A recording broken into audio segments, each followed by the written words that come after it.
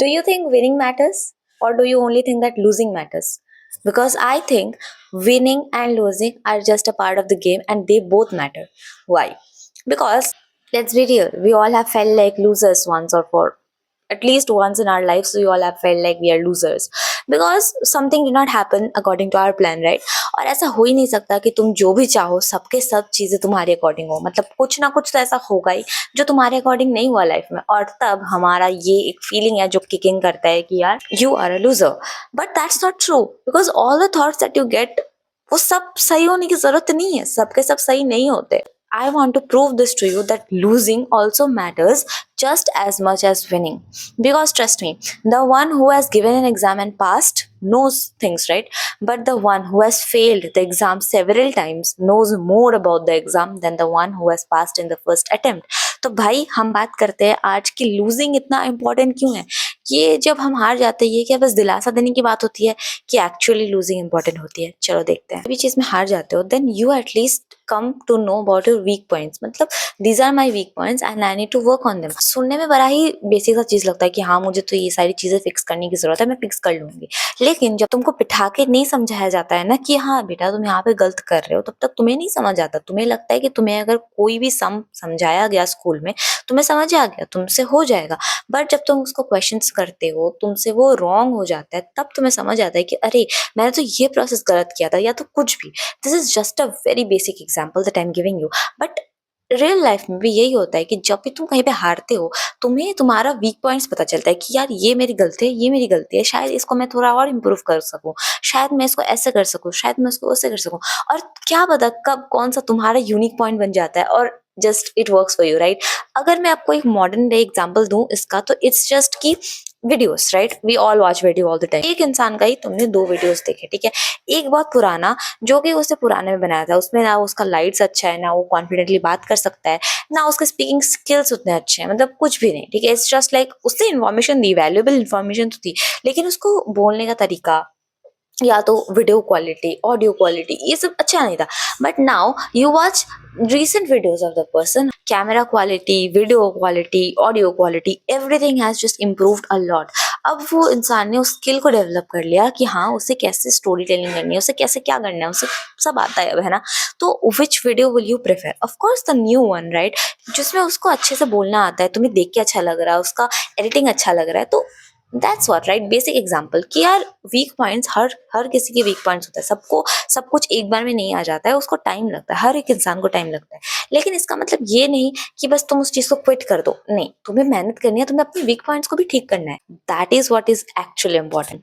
Okay, change. I am holding my second point is it builds resilience, discipline and everything. And we all know that अगर हमें कुछ भी बनना है life में ना तो हमें डिसिप्लिन का सहारा लगता है.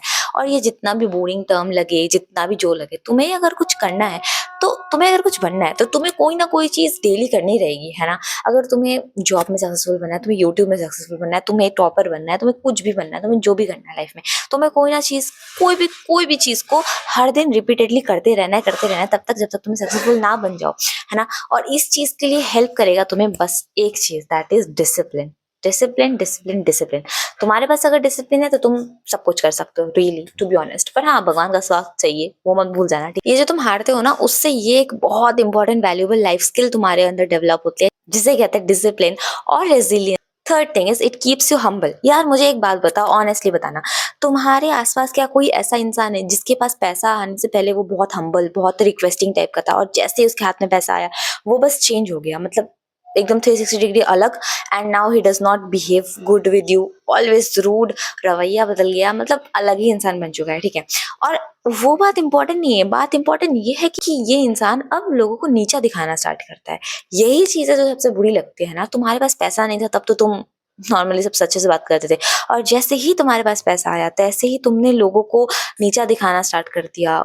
मतलब this things are not good, right? अगर एक इंसान स्ट्रगल करके नीचे से ऊपर जाता है, उसे पता रहता है कि कितना इंपॉर्टेंट है स्ट्रगल, मेहनत का तो पता चलता ही चलता है, उससे इंसानों का भी बहुत कुछ पता चलता है, उसे लाइफ का चीजें पता है, उसमें अहंकार नहीं आता, और उसे पता है कि जहां अहंकार आया एक इंसान के अंदर उसका गिरना निश्चित है. अगर अहंकार आ गया तो उस इंसान को डिस्ट्रॉय होने से कोई नहीं रोक सकता। बोल मेक सक्सेस मीनिंगफुल। यार एक बात बताओ, सोचो तुम्हारे मम्मी पापा को तुम जाके बोलते हो कि मुझे 100 रुपए दो, और उन्होंने 100 रुपए तुम्हें दे दिए। अब एक और सिनेरियो सोचो जिसमें तुमने अपने मम्मी पापा को बोला कि मुझे तो 100 रुपए चाहिए, दे दो, और उन्होंने बोला कि ठीक है तुम पहले एक काम करो, मेरी इस काम में हेल्प करवाओ, तो मैं तुम्हें 100 रुपए देता हूँ या देती हूँ। अब एक बात बताओ, माना तुम लोग बोलोगे कि ये तो सौदा टाइप का हुआ है ना, लेकिन अगर एक बच्चे को तुम पहले से ही मनी मैनेज कैसे करते हो वो सिखाते हो, जस्ट उसे तुम पहले ये सिखा देते हो कि तुम्हें मेहनत करनी पड़ती है तभी तुम्हें पैसा मिलता है, तो उसको मनी मैनेज करना पहले से ही आने लगेगा, है ना। और बस एक एग्जाम्पल से समझो कि जब उसके पास हाथ में वो 100 रुपए आएगा ना, वो उसे ऐसे ही कहीं पे भी खर्च नहीं करेगा, वो उसको बहुत ध्यान से अपनी जरूरत के हिसाब से ही खर्चा करेगा। तो दिस इज व्हाट सक्सेस और लेट सक्सेस और losing many times and then achieving success does to you. It just simply teaches you the meaning of success. मतलब यार जो खुद का मेहनत करके अगर एक इंसान सक्सेसफुल बनता है ना, उसे पता रहता है कि यार ये मेहनत तो बहुत मैंने की थी, और उसको वो फ्रूट्स मिलता है ना, तो उसे लगता है कि हाँ असल में जो सब्र का फल मीठा होता है ना, वो कौन से सब्र और कौन से फल की बात कर रहे हैं। I have seen this in one reel that this is a paper, ठीक है, ये ऐसे अगर मैं इसे सीधा रखती हूँ तो ये थोड़ा ना, अगर मैं इसे सीधा रखती हूँ तो ये ऐसे ऐसे गिर जाता है, ठीक है, ये मैं ऐसे रखती हूँ तो ये गिर गया, है ना। अब उन्होंने क्या किया, उन्होंने इस पेपर को, I will use this paper, don't worry about it, I am aware of it, उन्होंने इसको ऐसे थोड़ा मरोड़ वरोड़ दिया, ठीक है। उसके बाद उन्होंने इसको फिर से स्टैंड करने की कोशिश की, दैट इज लाइक दिस। अब देखो, देख रहे हो ये पेपर स्टैंड हो रहा है ना।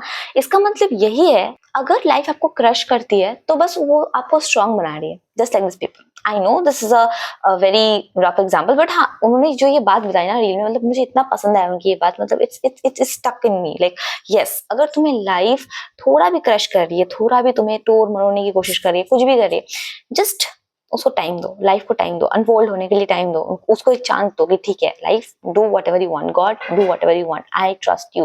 But I trust you does not mean that मैं सारा दिन रील्स देखने वाली हूँ, नहीं, तुम भी मेहनत करोगे, तुम्हें मेहनत करनी पड़ेगी, अगर मेहनत नहीं किया तो क्या मिलने वाला है। Remember my point, right, when ever its your hard work and your own hard earned success और लाइक मनी और एनीथिंग, उसका fruits अलग ही होता है, okay? And yeah, that's all for this video. I hope you learned something new, and if you did, then please don't forget to hit the subscribe button. Please subscribe, like this video, and yeah, share it if you want to, and meet you guys in the next one. Bye.